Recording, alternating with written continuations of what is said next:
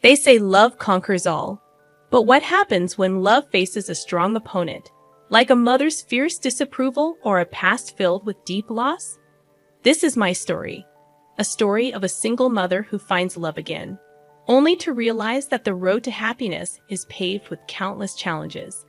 Join me as I navigate a whirlwind of emotions, confront harsh prejudice, and fight for my right to love, all while building a family full of hope, resilience, and strength. My name is Emma Brown, and I am a 40-year-old single mother and a graphic designer, living in the busy city of New York. My world revolves around my delightful 10-year-old son, Sam. Even though it's just the two of us, the love and joy we share fills our small, cozy home with warmth and happiness.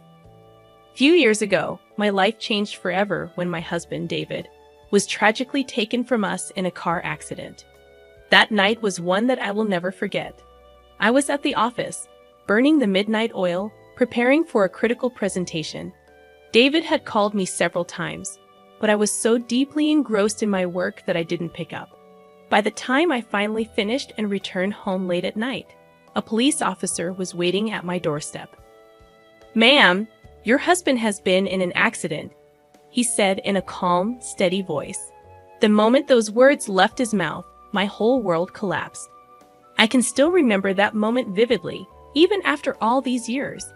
The pain of losing David has stayed with me, but I've marched forward, hand in hand with Sam, holding onto David's memory.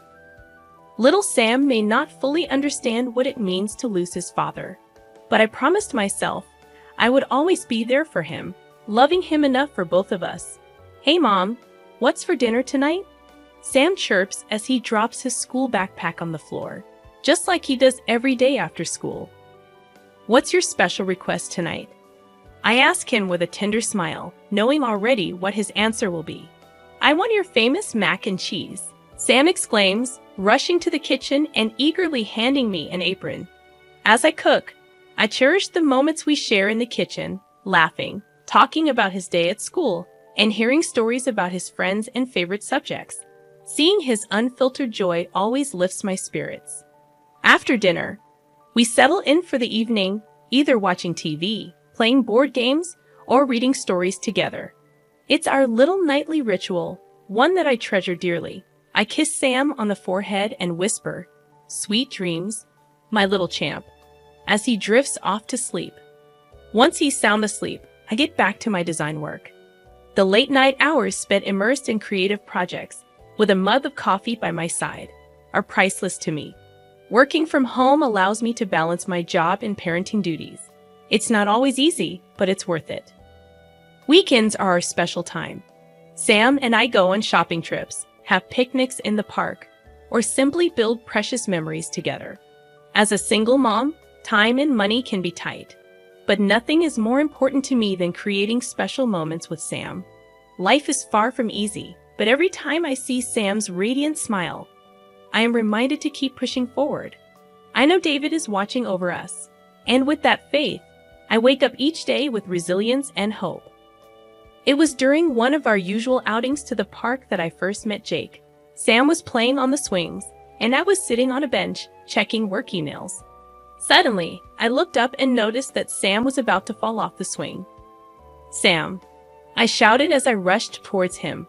But before I could reach him, a man stepped in and caught him just in time. "Are you okay, buddy?" the man asked, gently helping Sam down from the swing. "Thank you so much." I hurried over, filled with relief. "It's nothing really. No scrapes, right?" the man said with a warm smile. He was in his early 30s, with a kind face and gentle features. "My name's Jake Miller," he introduced himself. "I was admiring what an adorable son you have when I saw him start to slip off the swing." "I'm Emma Brown. I can't thank you enough," I repeated, feeling deeply grateful. "Thanks, mister," Sam chimed in, smiling up at him. "Anytime, little guy," Jake said, winking at Sam. We ended up sitting on the park bench together, chatting for a while. Jake told me he was a lawyer who worked at a nearby office and had stopped by the park for a jog after work. I shared my story too, about being a single mom and working from home as a graphic designer. I also talked about losing David. Jake listened intently, nodding as I spoke, his eyes full of empathy.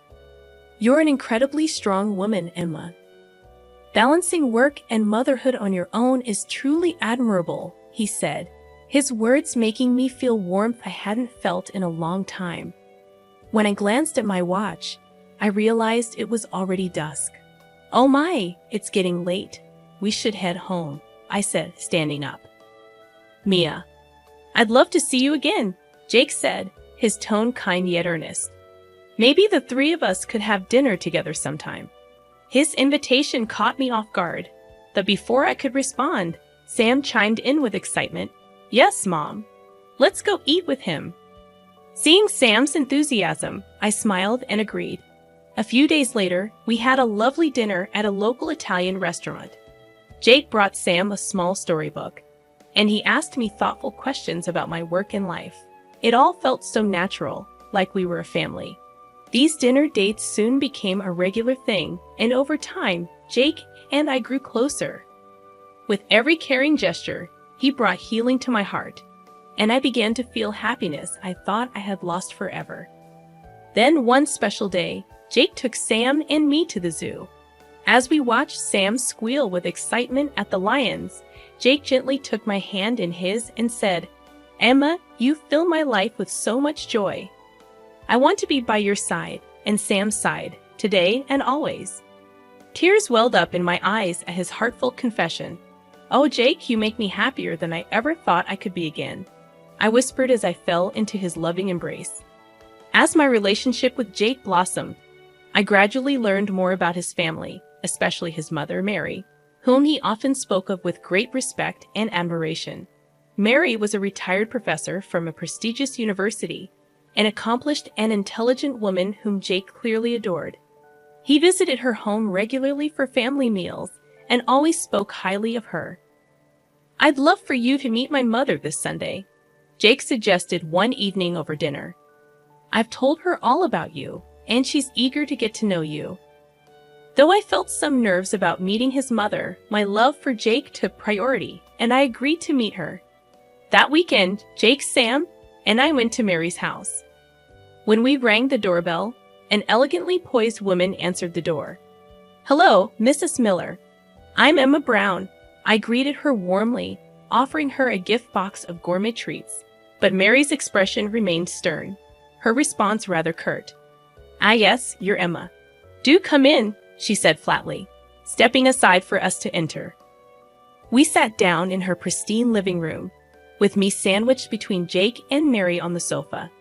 Mary's gaze was critical, and her brow furrowed as she eyed me carefully. Jake tells me you're a single mother and work from home as a designer. Is that correct? She asked, her tone sharp and judgmental. Yes, that's correct. I'm very fortunate to have a setup that allows me to balance my career and parenting, I replied brightly, trying to stay positive. Working from home? I wonder if that provides a stable income, Mary said pointedly, her tone laced with condescension. I certainly hope you're not relying on Jake. Mom, that's not fair. Emma is doing an amazing job raising Sam and supporting herself. Jake immediately came to my defense. Mary remained cold, her eyes drifting towards Sam. Grandma, will you play with me? Sam asked sweetly, hoping to engage her. But Mary's response was icy. I am not your grandmother, she said bluntly, turning her gaze away. The afternoon was a series of trials. Mary questioned me relentlessly about my background, my parenting style, and my education. Did you attend university? She asked. Raising a child alone can't be good for your son. I tried my best to answer her questions, but it felt like I was fighting a losing battle. Winning her approval seemed impossible. Even when Jake tried to interject, Mary's icy demeanor never wavered. Later that night, as Jake drove me home, I couldn't help but sigh. Jake, I'm so sorry. Your mother clearly doesn't approve of me. Emma, don't worry about her, Jake said, squeezing my hand. She'll come around eventually. I know she will.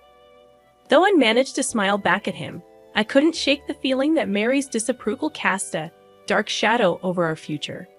As my relationship with Jake grew more serious, we began to talk about marriage, However, Mary's opposition continued to loom as a significant obstacle.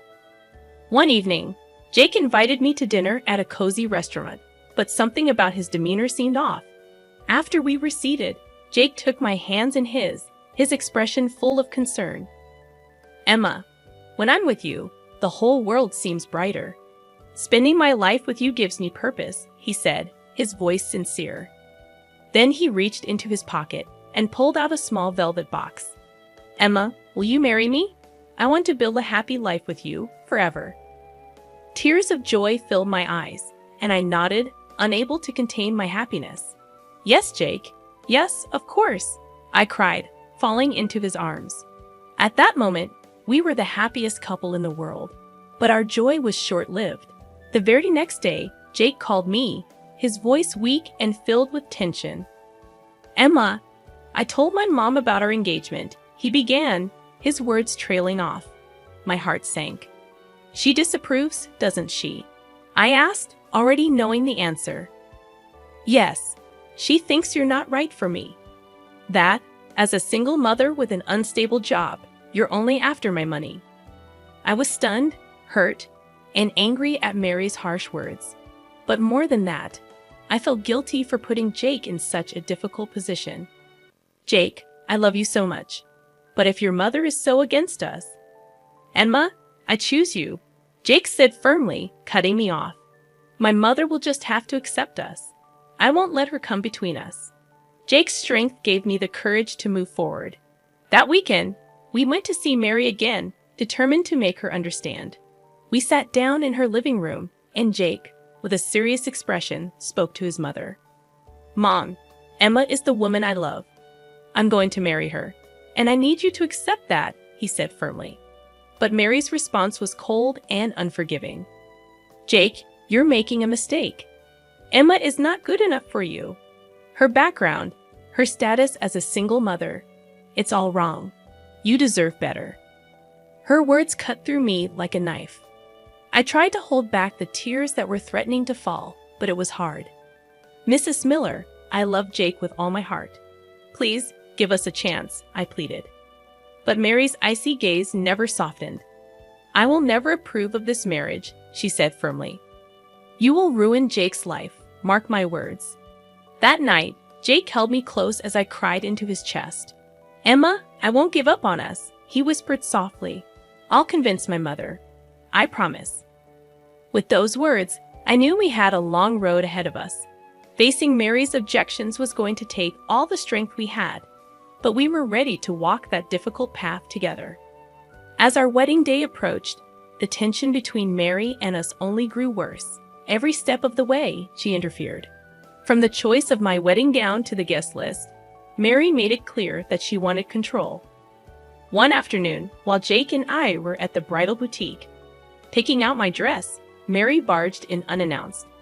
"That dress doesn't suit you at all," she said, her voice filled with disdain. "Pick something more refined." I was taken aback by her sudden intrusion, and Jake immediately tried to reason with her. "Mom, please let Emma choose the dress she wants," he said, trying to keep the peace. But Mary was having none of it. "A wedding reflects the family's reputation, Jake. My input should be considered," she said sharply. In the end, I felt pressured into selecting a gown that met Mary's approval, though it wasn't the dress I had originally wanted. Jake squeezed my hand apologetically. "Emma, I'm so sorry," he whispered. "But no matter what you wear, you'll be the most beautiful bride." It wasn't just the dress, though. Every aspect of our wedding planning became a battleground, with Mary pushing her opinions on us. "You need to be more selective with the invitations. It could affect Jake's career," she insisted. "Choose a more prestigious venue. You can't get married at some shabby location." Her demands were far from the intimate and heartfelt celebration Jake and I had envisioned. Jake struggled under the weight of his mother's constant meddling, but he never stopped trying to protect me. "Emma, let me handle my mother," he said one night as we sat together, exhausted from the day's events. "I don't want you to have to deal with her anymore." "No, Jake," I replied, taking his hand. "We'll get through this together. I'm by your side." Amidst all the wedding chaos, we also started looking for our first home. Building a cozy family life was our dream, so we focused on neighborhoods that would be perfect for raising Sam and any future children we might have. After seeing several listings, we finally found the perfect house. A beautiful home with big, bright windows, a spacious living room, and a lovely yard where Sam could play. "Jake, this is it," I said excitedly, hugging him. "This is the home where we can raise Sam and watch him grow." Jake smiled warmly, sharing in my excitement. But predictably, when we showed the house to Mary, her reaction was less than enthusiastic. "This house is too small," she said with a disapproving frown. "There's no proper room for guests, and there's not enough space for more children." "But Mary, this house allows us to focus on our family's comfort," I said, trying to explain why it was perfect for us. Tev, she scoffed. "Of course, you'd pick a house like this. Unworthy of Jake. You should be looking for something that reflects his status." Her words bruised my spirit, once again making me feel inadequate. Jake tried to appease his mother, but she wouldn't budge. "You deserve better than this, Jake," she said sharply. "There are far more suitable women out there for you than Emma." Her remark made my blood boil. "Mrs. Miller, I intend to make Jake happy," I said firmly. "Please, give us a chance." But Mary glared at me, her eyes hard and unyielding. "You'll never live up to my expectations," she said coldly. "Jake will see that sooner or later." Despite Mary's constant disapproval, Jake and I managed to push through and continue planning our future together. Somehow, we made it past her objections, and our wedding day arrived.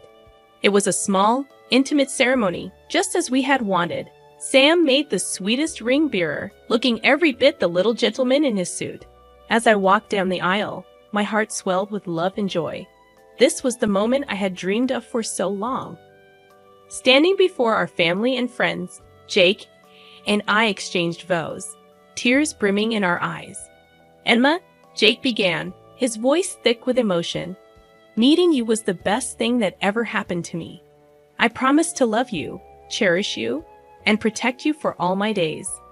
Through joyful tears, I replied, "Jake, I can't wait to walk through life with you. My love for you is everlasting." To the sound of cheers and applause from our loved ones, we embarked on our new journey as husband and wife. A few months into our married life, something wonderful happened. I discovered that I was pregnant. "Jake, I think I might be pregnant," I told him one morning, my heart racing with excitement. Jake's face lit up with joy. "Emma, that's the best news ever," he exclaimed, pulling me into a tight embrace. We quickly visited the doctor, who confirmed the pregnancy. "Congratulations," the doctor said, smiling. "You're 6 weeks along, and the baby is developing well." Jake placed his hand on my belly and whispered, "Hello, little one. I'm your daddy.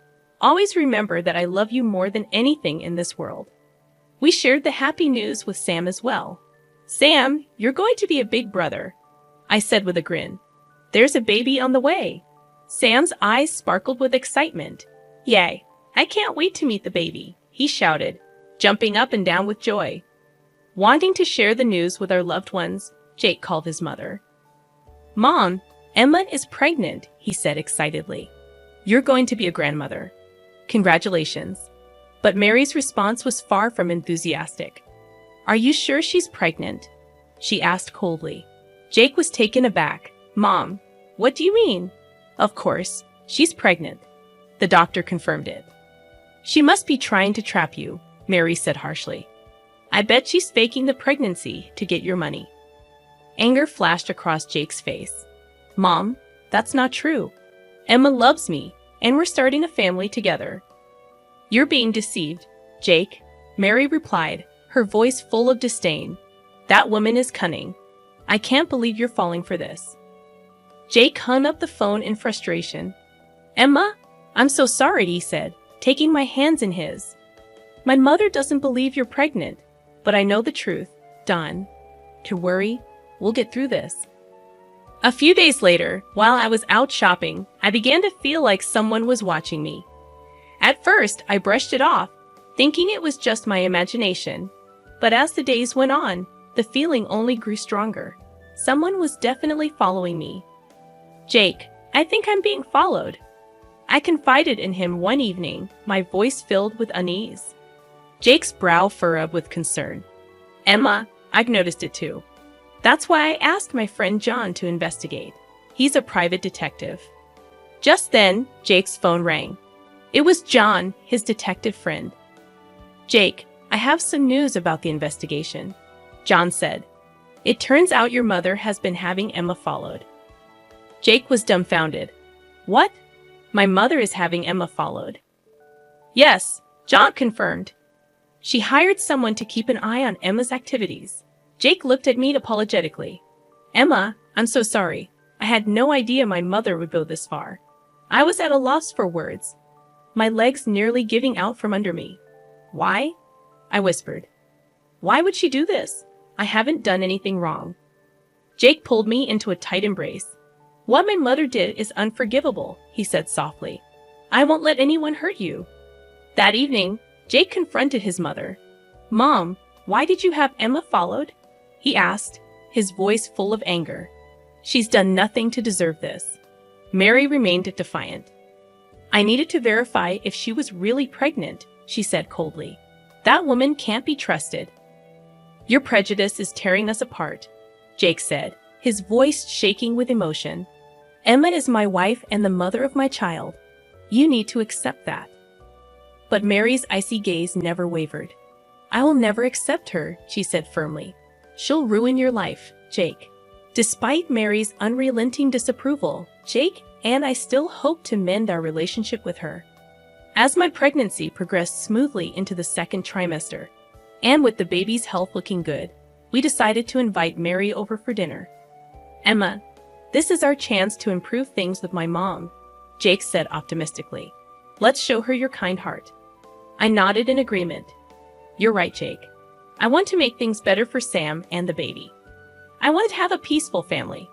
That evening, we welcomed Mary into our home. I greeted her warmly at the door, smiling as I said, Thank you so much for coming, Mrs. Miller. Let's enjoy this dinner together. But Mary's expression remained stony. I'm sure you have something up your sleeve, she muttered as she stepped inside.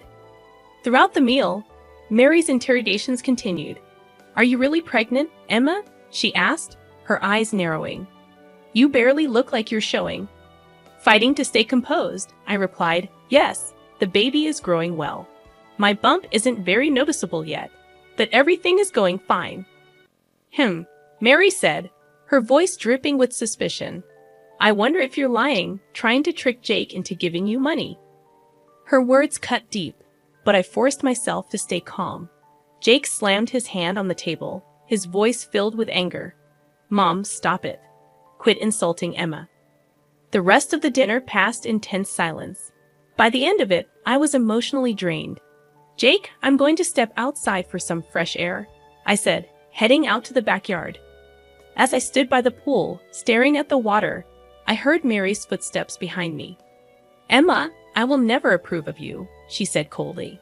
You aren't good enough for Jake. I turned to face her, my voice pleading. Mrs. Miller, I love Jake with all my heart. Please accept us. Suddenly, Mary shoved me forcefully. I've had enough of your lies, she screamed, her voice filled with rage. The unexpected push sent me tumbling backward into the pool. The cold water swallowed me up, and as I struggled to stay conscious, my last thought was of the baby. I had to protect the baby. When I regained consciousness, I found myself lying in a hospital bed. The room was quiet, and as I slowly opened my eyes, I saw Jake sitting beside me. Emma, you're awake, he said softly, his eyes filled with relief. Where am I? I asked, my voice weak. You're in the ICU, Jake explained. My mom pushed you into the pool. You were unconscious, and the doctors had to perform an emergency C-section to save you and the baby. I gasped, my heart racing. The baby? Is the baby okay? Jake smiled gently and took my hand. The baby is safe. He's a healthy baby boy. Tears of relief streamed down my face.